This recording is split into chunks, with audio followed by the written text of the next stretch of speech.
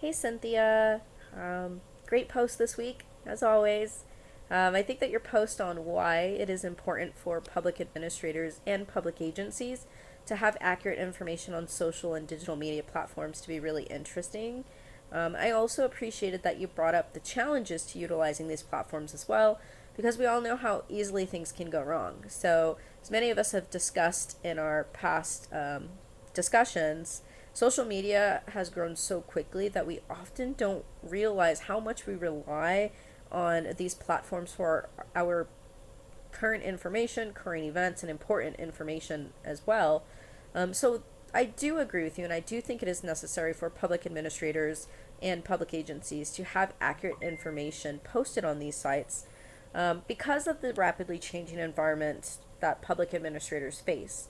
So, our growing societal complexities have all contributed to the rapid pivots that a lot of our administrators are having to do. And a lot of times, people are communicating through using social media like Facebook or Twitter.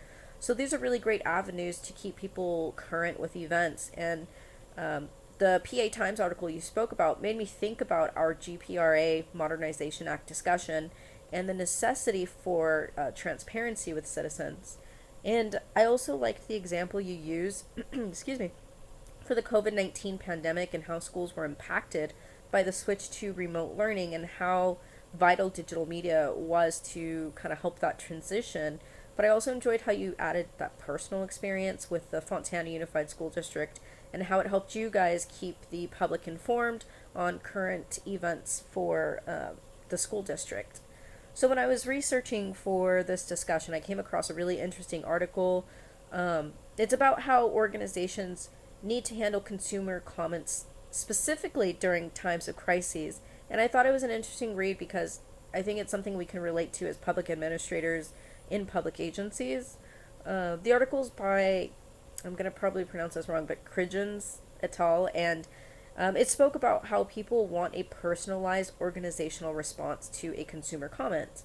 Especially during an organizational crisis, these personalized posts can beneficially affect organizational reputation through higher perceptions of conversational human voice. So essentially, people just want to hear from an actual person. I mean, I don't know about you, but I know when I don't hear from an actual person, I get frustrated, like on the phone. I'm like, send me to operator, and then, it just repeats what you're trying to say. So it kind of feels like you're being passed off, your comment or your suggestion, your complaint, whatever it may be, your concern is not valid. So this brings the question, do you think there's room for this type of interaction between public agencies and their consumers, which would be the citizens? Um, and or do you think it's something that's too large to kind of be so specific with?